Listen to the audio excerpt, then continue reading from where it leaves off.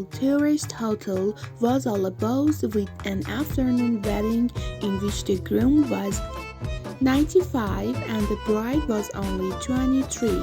The groom looked pretty feeble, and the feeling was that the wedding night might kill him because his bride was a healthy, vivacious young woman. But the next morning the bride came down the main staircase slowly, step by step, hanging onto the banister for dear life. She finally managed to get to the counter of the little shop in the hotel. The clerk looked really concerned. "Whatever happened to you, my dear? You look like you've been wrestling an alligator." The bridegroom hung on the counter and managed to speak.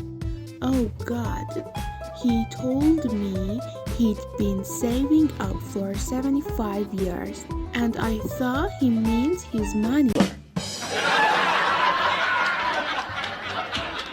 Day, a husband comes home to his wife and the wife says to him, "I need $100, dear.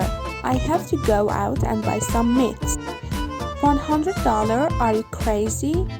Come upstairs to the bathroom and let me show you something. They run up to the bathroom and he stands in front of the mirror and pulls out a $100 bill and says, "You see that $100 in the mirror? That one's yours and this one's mine." He goes to work the next day, and when he comes home he finds the kitchen table packed full of meat from one end to the other. He looks over to his wife and says, "Where did you get all this meat?" "Well," she replies, "come upstairs to the bathroom and let me show you something." They run up to the bathroom and she stands in front of the mirror, lifting up her skirt. "You see that in the mirror? Well, that one's yours and this one's the butcher's."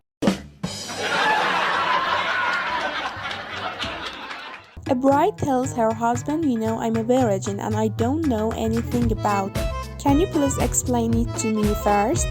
The man says, "Okay. Putting it simply, we will call your private place the prison and call my private things the prisoner. So what we do is put the prisoner in the prison and then they make love for the first time. Afterward, the guy is lying face up on the bed smiling with satisfaction. Nudging him, his bride giggles. Darling, the prisoner seems to have escaped." Turning on his side, he smiled. "Then we will have to re-imprison him."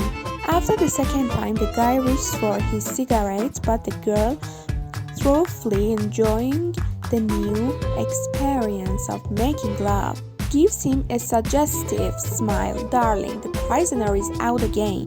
The man rises to the occasion, but with the unsteady legs of a recently born fool. Afterward, he lies back on the bed, totally exhausted. She nudges him and says the prisoner has escaped again.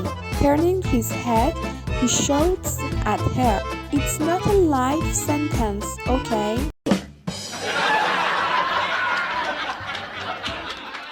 Two couples were playing poker one evening. Dave, one of the men, accidentally dropped some cards on the floor. When he bent down under the table to pick them up, he noticed Carl's wife, Kate, wasn't wearing any underwear under her dress. Shocked by this, Dave, Yupan, trying to sit back up again, hit his head on the table and emerged red-faced. Later, Dave went to the kitchen to get some water. Carl's wife followed and asked, "Did you see anything that you like under there?" Surprised by her boldness, Dave admitted that, well, indeed he did like the kitty under the table. She said, "Well, you can have it, but it will cost you $500. After taking a minute or two to assess the financial and moral costs of this offer, Dave confirmed that he was very interested. Kate told him that since her husband Carl played golf Friday afternoons and Dave should be at her house around 2 p.m. Friday afternoon. When Friday rolled around, Dave showed up at Carl's house at 2 p.m. sharp, and after paying Kate the agreed sum of $500, they went to the bedroom and had eggs. Dave quickly dressed and left. As usual, Carl came home from golf at 6 p.m. and you've been riding. Asked his wife, "Did Dave come by the house this afternoon?" With a lump in her throat, Kate answered, "Why, yes. He did stop by for a few minutes this afternoon." Her heart nearly skipped a beat when her husband asked, "And did he give you $500? Kate, using her best poker face, replied, "Well, yes. In face, he did give me $500. Carl, with a satisfied look on his face, surprised his wife by saying, "He came by the golf club this morning and borrowed $500 from me. He promised he'd stop by our house this afternoon on his way home." A man decides to start a farm, so he walked into town to buy some animals. At the farmer's market, he first asked for a rooster. "We don't call them roosters here," the clerk says snootily. "We call."